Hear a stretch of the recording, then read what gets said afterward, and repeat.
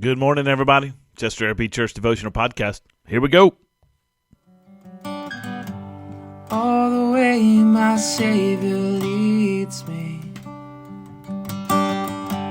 cheers each winding path I tread,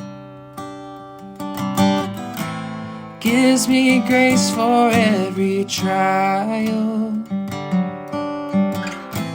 feeds me with the living bread. All right, we're in Isaiah chapter 37, God's answer to Hezekiah through the prophet Isaiah. This is what God says regarding Sennacherib, who is attacking the land of Jerusalem. God has honored the prayer of Hezekiah, and now he is giving an answer to Hezekiah, who has spread out before God the concerns that he has regarding Jerusalem's fate at the hands of King of Assyria, King Sennacherib. Here we go, verse 21 of Isaiah 37. Then Isaiah, the son of Amoz, sent a message to Hezekiah the king. The Lord, the God of Israel, says this, because you prayed to me about King Sennacherib of Assyria, this is the word the Lord has spoken against him. Virgin daughter Zion despises you and scorns you. Daughter Jerusalem shakes her head behind your back. Who is it you have mocked and blasphemed? Against whom have you raised your voice and lifted your eyes of pride? Against the Holy One of Israel. You have mocked the Lord through your servants. You have said, with my many chariots I have gone up to the heights of the mountains, to the far recesses of Lebanon. I cut down the tallest cedars, its choice cypress trees. I came to its distant heights, its densest forest. I dug wells and drank water in foreign lands. I dried up all the streams of Egypt with the soles of my feet. Have you not heard? I designed it long ago. I planned it in days gone by. I have now brought it to pass. And you have crushed fortified cities into piles of rubble. Their inhabitants have become powerless, dismayed, and ashamed. They are plants of the field, tender grass, grass of the rooftops, blasted by the east wind. But I know you're sitting down. You're going out and you're coming in, and you're raging against me. Because you're raging against me, and your arrogance have reached my ears, I will put my hook in your nose and my bit in your mouth, and I will take you back the way you came. Now this will be a sign for you. This year you will eat what grows on its own. In the second year, what grows from that. But in the third year, sow and reap, plant vineyards and eat their fruit. The surviving remnant of the house of Judah will again take root downward and bear fruit upward. For a remnant will go out from Jerusalem and survivors from Mount Zion. The zeal of the Lord of the armies will accomplish this. Therefore, this is what the Lord says about the king of Assyria. He will not enter this city, shoot an arrow here, come before it with a shield, or build up a siege ramp against it. He will go back the way he came, and he will not enter this city. This is the Lord's declaration. I will defend this city and rescue it for my sake and for the sake of my servant David. Now, I think this is an interesting statement about that God does in response or answer that God gives to the king of Hezekiah as he offers this prayer on behalf of the people of God. Isaiah comes and says, this is what the Lord of God of hosts says, because you prayed to me about King Sennacherib of Assyria, this is the word the Lord has spoken against him.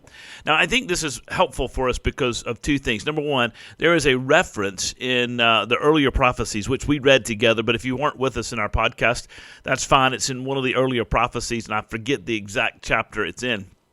But God addresses King Hezekiah and the people of Israel and people of Jerusalem, and says, you guys made this alliance with the king of Egypt, and you didn't ask my permission. You didn't seek out my advice. You didn't pray to me and ask for my wisdom. You just did this because you felt like it was the right thing to do.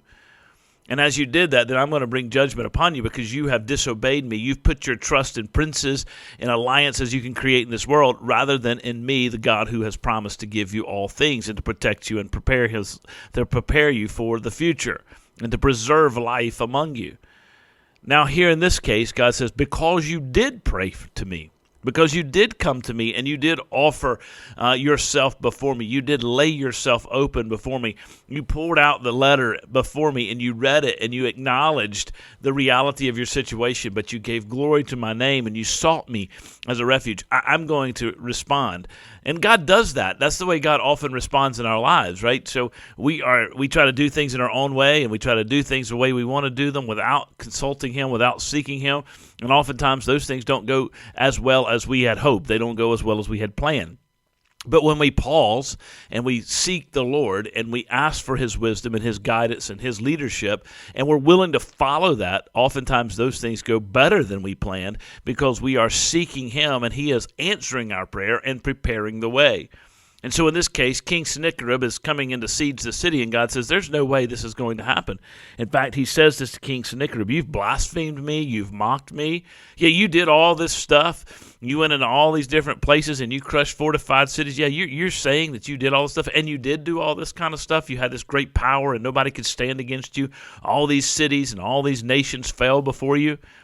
But you only did that because I allowed it. You only did that because I planned it.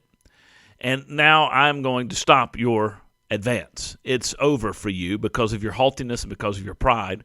You were an instrument that I was using, but now the time is up for you. It's over. Your game is over, and you're going to go home, and you're going to die, and you're going to be conquered, and there's going to be no more for you because you will go back home the way you came, and you will not enter the Lord's city. You will not enter into destruction, and you will end up being destroyed yourself because you have raged against me and raged against my people. Now, the sign to the people of Israel that this is going to happen is that he's going to go home, the people of Jerusalem, that King Sennacherib is going to go home, but they're also, God is giving a promise that there's going to be vineyards planted, and there's going to be fruit grown, and the remnant will remain because they stayed faithful. And so the challenge of this passage, I think, for us is threefold. Number one, we've got to make sure we pause to pray and bring ourselves before the throne of God. Second of all, I think the challenge is for us to watch our haughtiness and our pride. And I think that needs to be said not only to believers but to non-believers. God uses non-believers. God uses unholy things sometimes to accomplish His purposes. But ultimately, they will not have eternal success. Their time will come to an end. And we must fight against the temptation of pride in our own lives to be humbly reliant upon the Lord. And then lastly, we must trust God at His word and say, all right, here's the sign. He's given us signs all around us from His grace, or as some of the old-timers say, it was a wink of God's providence upon us. And we must see those things and look for those things and trust God when He gives us those things and thank Him for them and follow Him as faithful people. You guys have a great day. God bless you. I'll see you tomorrow. Take care. You carry me close to your heart, and surely your goodness and mercy will follow.